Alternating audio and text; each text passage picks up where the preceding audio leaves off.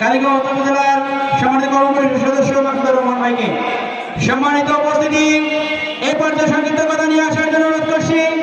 কালীগঞ্জ উপজেলা বাংলাদেশ জামাত ইসলামীর কর্মপরিষদ সদস্য শ্রমিক কল্যাণ ফেডারেশন কালীগঞ্জ উপজেলা শাখার সংগ্রামী সভাপতি আবুল বাশার বাবলু, সম্মানিত আবুল বাশার বাবলু ভাইকে কথা নিয়ে আসার জন্য অনুরোধ করছি।